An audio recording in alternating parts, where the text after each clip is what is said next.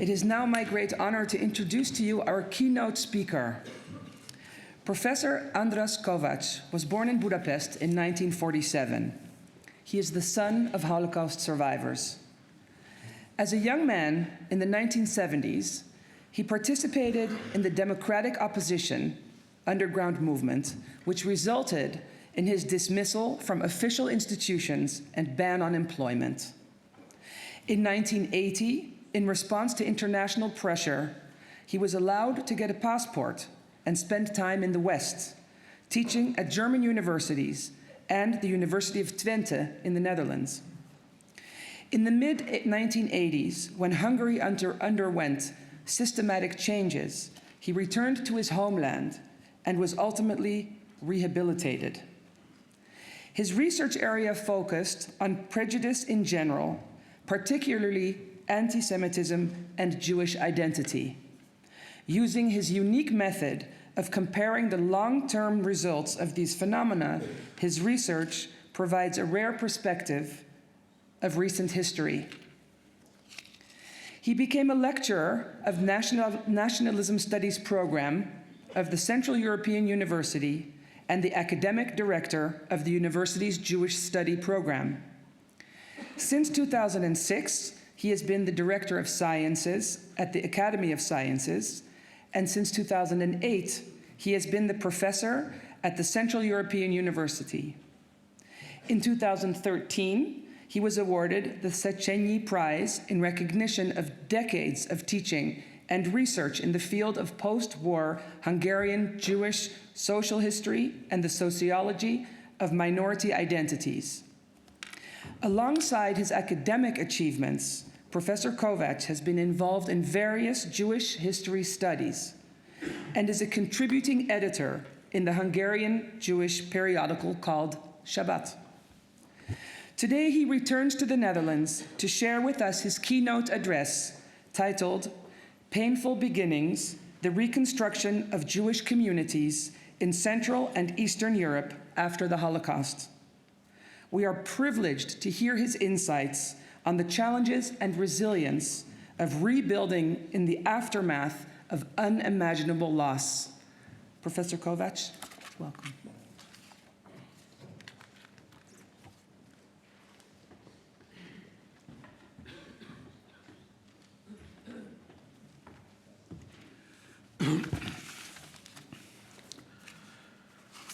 Thank you very much for the kind introduction. Thank you very much for inviting me to this meeting. It is an honor for me to be there. Ladies and gentlemen, let me begin with a recollection of a Hungarian survivor. The Soviet troops were not far off when an SS officer saw an elderly prisoner spit on the ground. He yelled at him to lie down and lick up his own spit. The old man obeyed and licked it up. I happened to be nearby wearing a Lager's clerk's armband. The officer ordered me to hit the old man. I replied, I humbly report, I am a clerk and not an executioner. The officer pulled out his pistol and shouted, I will shoot you. What do you think you are doing? I put my hands in my pockets and, at the same rude tone, I answered, shoot. I have been in camps for 6 years. Do you think I'm afraid of death? Theodor Wiesengrund, the German Jewish philosopher, famously observed about Auschwitz that facing death every second was fearing something worse than death. The above recollection speaks to this. Death is nothing to compare to what one must endure until the end. And those who survived Auschwitz were condemned to carry, for the rest of their lives, and to pass on to future generations, the weight of those experiences which were more horrifying for them than death. After the liberation, the majority of survivors returned home where they were met with shattered lives. Their families had been broken, their homes ransacked and looted, their synagogues destroyed, and their communities annihilated. They were greeted with averted or hostile gazes, further deepening their sense of loss and alienation. Although they tried to rebuild their lives, they could never escape the trauma and the suffering it caused. As Elie Wiesel poignantly wrote, the question is not to be or not to be, but to be and not to be. Remembering Auschwitz presents an almost insoluble paradox. There is a vast sea of academic literature on the Holocaust.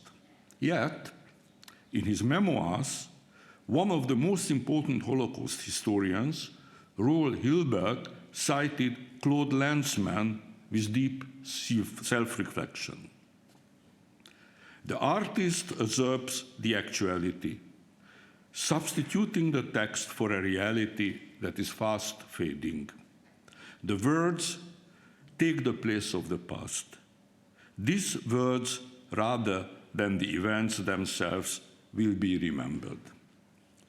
Thus, the role that Auschwitz plays in historical memory is not simply the result of growing historical knowledge about it.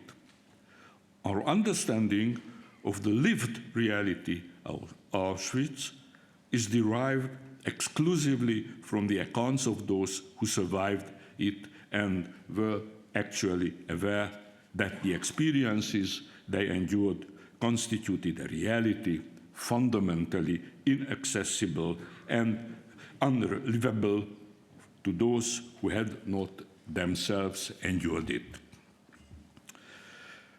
Quotation. The concentration camp is imaginable only and exclusively as literature, never as reality, wrote the Holocaust survivor and the Nobel Prize-winning Hungarian writer Imre Kertész. It is never a reality, not even then or even less so when we directly experience it.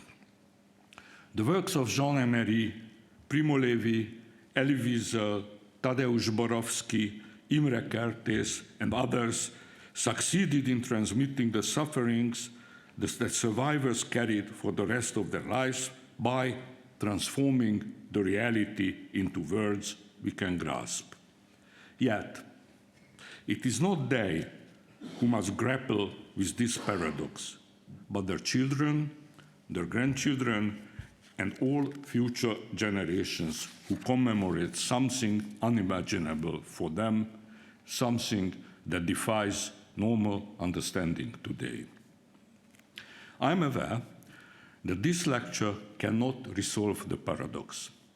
Therefore, it sets itself a more modest goal: to explore whether the world to which those released from the camps and those who returned from hiding sought to alleviate their suffering and rebuild their lives. The lecture will focus on the 3 years between 1945 and 48, when, after a brief transitional period, a new communist dictatorship emerged, claiming the mantle of anti-fascism as its own, and at the same day, fully disregarding the tens of thousands living in the country who had returned from camps just a few years earlier. What awaited the returning survivors in the countries where the Holocaust had wreaked the greatest havoc, Poland, Czechoslovakia, and Hungary, in nations of the future Soviet bloc in Central and Eastern Europe? Although it was impossible to escape the grief, trauma, and memories of the camps, could the Jews returning from the camps have felt that at least the external conditions for a new beginning in life had been provided by the homeland, now free from fascism and discrimination? Would the country, having defeated fascism, do them justice? Would it offer reparations and compensation for their immeasurable losses where such reparations and compensations were even conceivable? The question of compensation for Holocaust survivors and the restitution of Jewish communities in Eastern Europe in the war-ravaged countries of the region presents a multifaceted challenge intertwining legal, political, historical, and moral considerations. Of the 5 million Jews living in the area before the war, roughly 1 million survived. Just 10% of the more than 3 million Jews in Poland, and approximately 1/3 in Hungary and Czechoslovakia. The Jews who returned home found themselves thrust in the middle of political conflicts, of clashing political interests almost immediately. And they had to realize that political forces cynically co-opted their plight and the broader restitution efforts to serve competing political agendas. Initially, the first steps seemed encouraging. In all the countries of the region, governments aligned with the anti-fascist Allied coalition came to power. Among their initial actions were the abolition of racial laws, discriminatory anti-Semitic measures, restoration of equal rights for citizens, and the legalization of Jewish political organizations.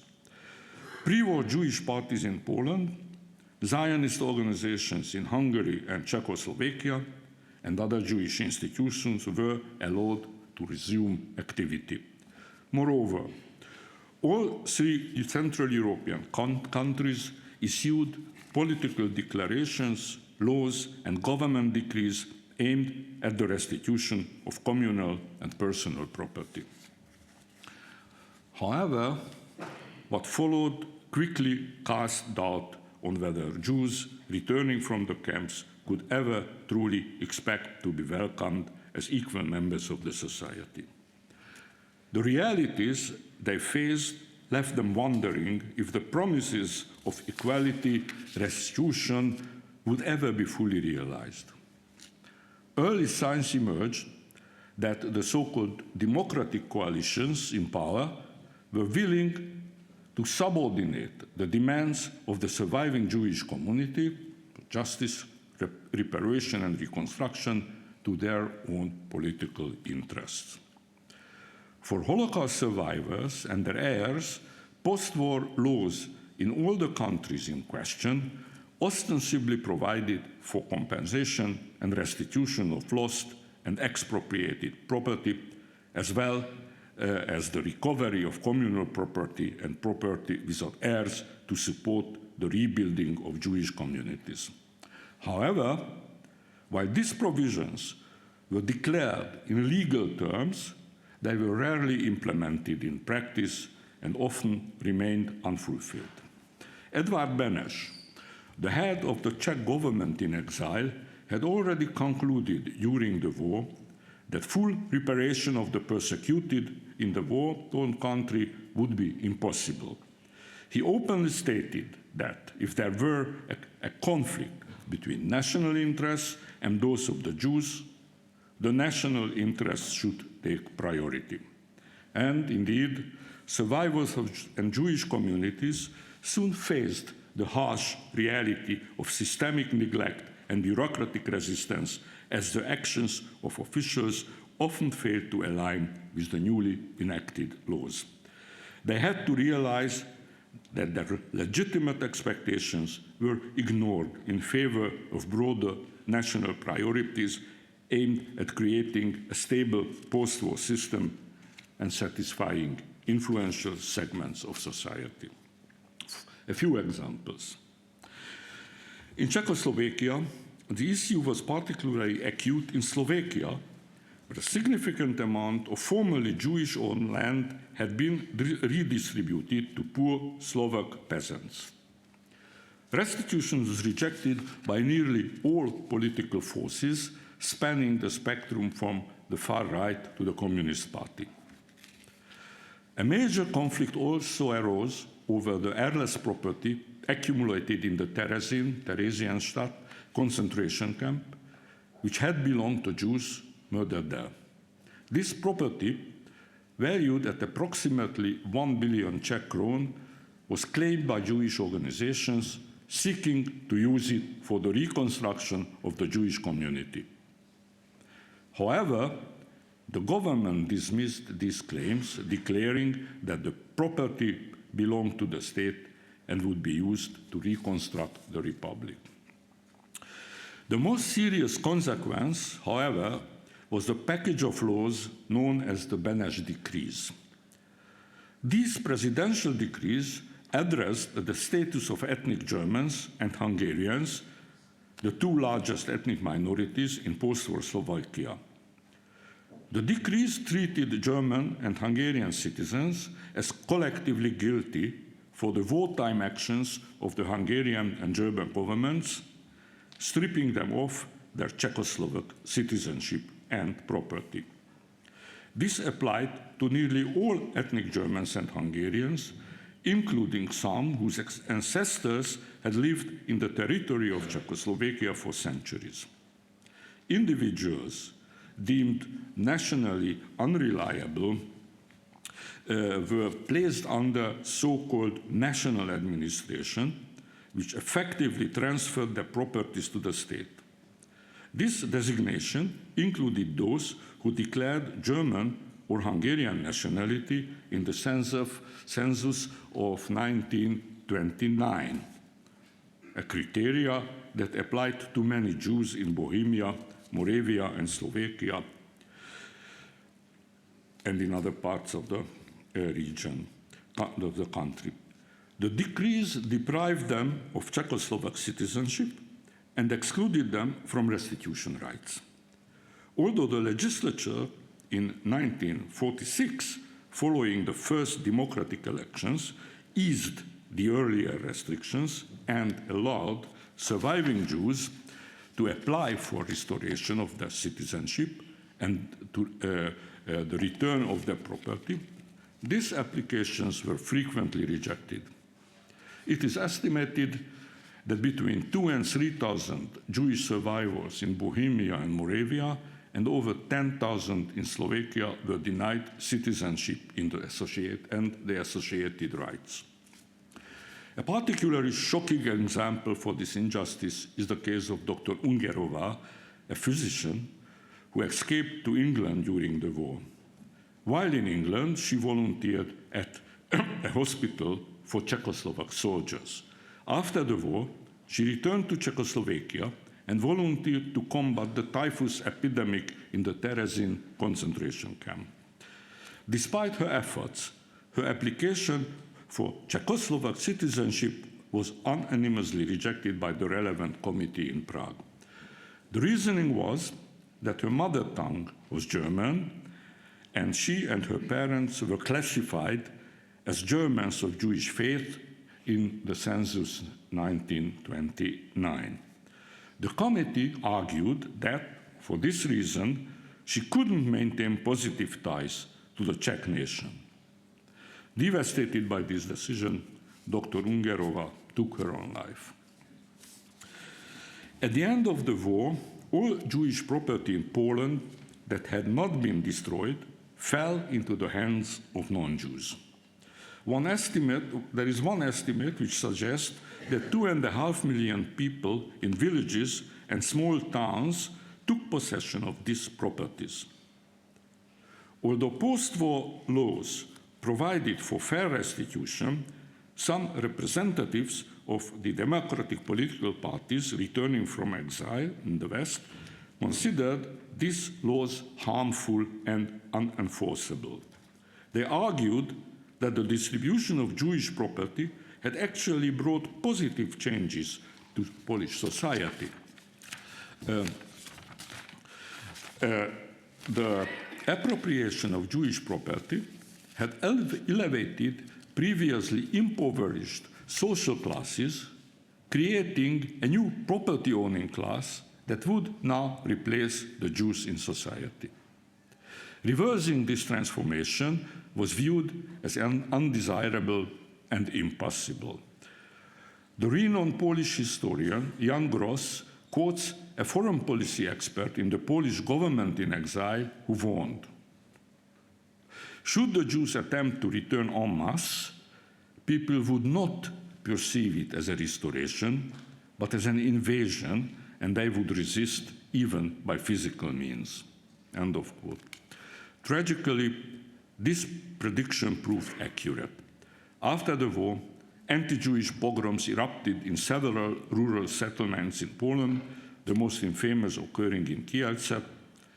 The prevailing public opinion and societal attitudes of the time regarded the appropriation of Jewish property as natural and just, a correction of prior social inequalities, while the idea of returning it to its rightful owners was viewed as a grave social injustice.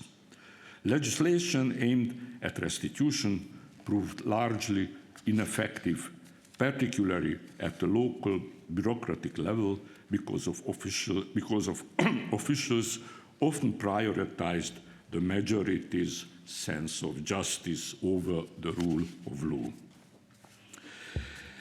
Antisemitism prevailing among the authorities sometimes led local officials to turn a blind eye even to war crimes. This dynamic is vividly illustrated by an incident recorded by Jan Gross. A survivor whose entire family had been deported and killed learned from a distant relative that his brother's young daughter was living in a nearby hamlet with a Pole. She wanted to turn to the local authorities, but it was in vain. She was told that the Pole, who was childless and allegedly, and now I quote her testimony, killed my brother and my sister-in-law, treats the child well, and under no condition will return her. It is possible he killed the parents to keep the child. The little girl is 4 years old. I don't even know what they call her now. I went to the prosecutor, but nothing can be done at present. Certainly, something could have been legally done, comments on the testimony Jan Gross. However, law enforcement officials showed little interest in prosecuting wartime crimes against Jews. Witnesses, often family members, faced intimidation or were dissuaded from pursuing charges due to lengthy and burdensome legal processes. In some cases, wartime perpetrators have secured influential positions in local administrations, further obstructing justice. It is no wonder that many surviving Jews either fled to larger cities or migrated altogether.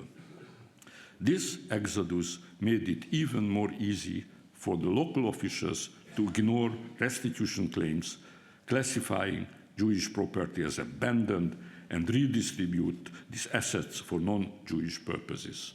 Similar patterns occurred in Czechoslovakia and in Hungary, where earlier community-owned properties were reallocated for uses that excluded Jewish communities.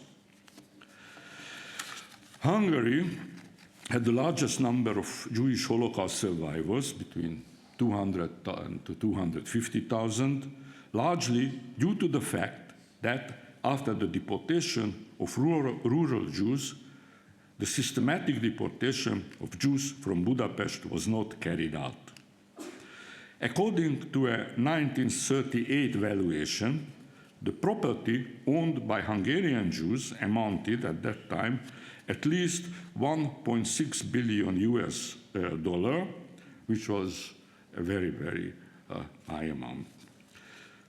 Following the German occupation in March 1944, the complete looting of Jewish property began. Nearly 100,000 houses and apartments and 10,000 of businesses were nationalized, while works of art, personal belongings, and other movable goods were confiscated, inventoried, and stored. Initially, these abandoned, so-called abandoned assets were intended to be distributed by local authorities to individuals who applied for them. However, a state-controlled distribution of Jewish property was largely ineffective in many areas, in particular during the establishment of ghettos and after the deportation of Jews. Then the local population simply looted the sealed-off houses and warehouses. After the war, the newly established Hungarian governments, like those in other countries in the region, immediately abolished anti-Jewish laws and decrees. By the following year, except for latifundia, the government recognized the legitimacy of full restitution and established legal frameworks for the restitution process. Individuals who had acquired Jewish property were required to report it to the relevant authorities. A 1946 law called for setting up a committee to oversee unclaimed Jewish property and ensure it was used to benefit the Jewish community and other legitimate claimants. However, this committee never functioned as intended.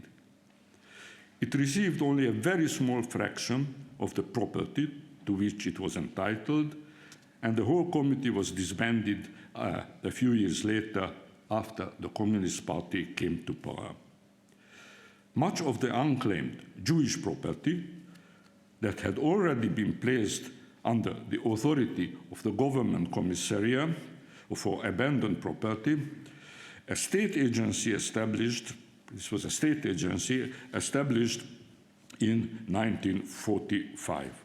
But this agency was not exclusively concerned with Jewish property. It also managed the assets of aristocrats, military officers, and even war criminals who fled to the West or disappeared during the war. Nevertheless, its activities often amounted to arbitrary redistribution of houses, apartments, utilities, and other property, frequently to Communist Party officials, rather than fulfilling its official mandate. Since Hungary had been an ally of Nazi Germany, the post-war government was required to sign a peace treaty with the Allied powers. The peace treaty, signed in early 1947 in Paris, obliged the government to return to their original owners or to compensate them property confiscated after the 1st of September of 1939 on the grounds of the owner's religion or origin. However, after the communist takeover, these provisions also remained on paper. In Hungary, therefore, although the legal conditions were in place, restitution was also not achieved in the country. In the absence of the state-implemented restitution program between 1945 and 1948, it was up to the goodwill of local authorities whether or not the applications for restitution claimants were accepted. There were some settlements where it was done. In many cases, it was not done because of bureaucratic difficulties, but again, mainly because of fear of anger and resistance from the beneficiaries of Jewish property. The decision of local authorities and courts were mainly motivated by political reasons. Before the war, communist parties across Central and Eastern Europe were minor political players with little support, particularly in Poland, Hungary, and Slovakia. However, after 1945, they gained a decisive influence on political decisions with the forceful backing of the Soviet Union. Since in the first post-war elections In none of these countries they could receive a majority of votes. In Hungary they received 17% only. Their efforts to assert dominance were marked by a desperate search for popular support. To navigate these challenges, communist leaders sought to align their rhetoric and policies with what they perceived to be the majority's expectations. Among the tools they used to garner support were deeply rooted societal anti-Semitism. They were keenly aware that anti-Semitic attitudes remained widespread and that many had materially benefited from the anti-Jewish discrimination and persecution of the war years. As a result, on critical post-war issues, communist parties frequently adjusted their positions to reflect the prevailing sentiments of society. Despite their professed anti-fascist stance, this often meant ignoring and dismissing legitimate demands of persecuted Jews for compensation and neglecting calls for justice. In some instances, communist parties even formed temporary or lasting alliances with known anti-Semites or made concessions to anti-Semitic sentiments to strengthen their political support. An illustrative example of this attitude can be found in the statements of József Darvas, a leader of Hungary's National Peasant Party, but at the meantime a secret member of the Communist Party, who later became the Minister of Public Education following the communist takeover. Writing in a Communist Party newspaper in August 1945, Darvas remarked, quote, "There is definitely a part of Jewry, fortunately a smaller part, which, by invoking their greatest suffering, expects, even demands, preferential treatment." A few weeks later, at a public meeting, he declared, "There is a stratum here which has had to endure truly inhuman sufferings. This layer is now demanding privileges by right of suffering. We, just as we condemned racial persecution in the past, do not recognize racial privilege today." And these remarks were not incidental or merely personal opinion of a local official. They reflected the broader party line. Today is widely acknowledged that communist parties often benefited from inciting and politically exploiting anti-Semitism. On occasion, they even played a direct role on sparking pogroms and other forms of violence, such as those in Miskolc in Hungary or in several locations in Poland. In his analysis of post-war pogroms in Poland, Jan Gross concludes that the Polish Communist Party made its position clear during the post-war anti-Jewish riots. It was ready to turn a blind eye to crimes Poles had committed against Jews during the German occupation, suppress any questions about Poland's past raised by the new pogroms, and tacitly accept the desire of certain segments of Polish society to make Poland Jew-free. Overall, the picture is undeniably bleak. It shows a profound gap between the principles expressed by the newly passed laws and the political realities of the era. While post-war legislation declaratively aimed to abolish legal discrimination, provide compensation, and support survivors, as well as to re-establish Jewish communities and organizations, the implementation of these measures were severely limited. Bureaucratic obstacles, political motives, societal anti-Semitism, and even the prejudices of individuals responsible for implementing these laws effectively prevented their enforcement. In every country, the funds designated for revitalizing Jewish communal life were minimal, while efforts to provide individual reparations were either insufficient or entirely absent. Ultimately, in the years following the war, the states and their non-Jewish citizens remained the primary beneficiaries of mass murder of the Jews. We don't know how much the trauma could have been alleviated if the politicians and society of the home countries confronted with the everyday reality of the concentration camps had undergone a deep catharsis and shown more sympathy for the suffering of the returning Jews. What we know is that this did not happen. Not even a narrow escape route for alleviating the trauma was given. Primo Levi, the renowned writer and former prisoner in Auschwitz, wrote years after returning home.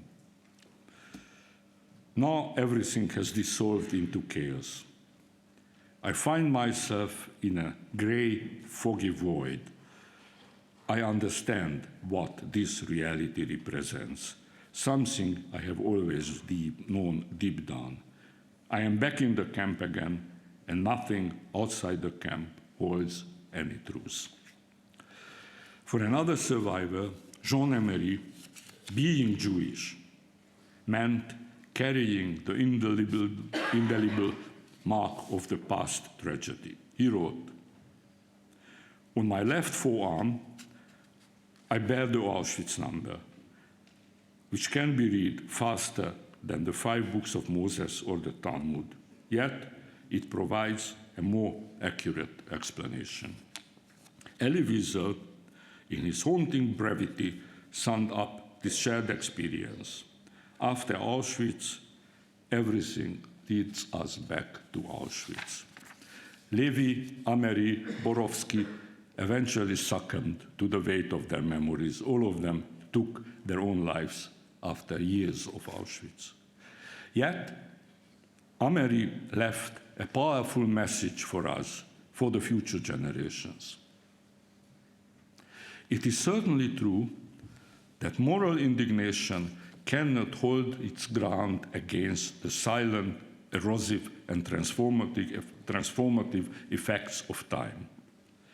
It is hopeless, even if not entirely unjustifiable, to demand that nationalism and the Holocaust be felt as an outrage with the same emotional intensity as in the years immediately following the Second World War. No doubt, there exists something like historical entropy. The historical heat gradient disappears.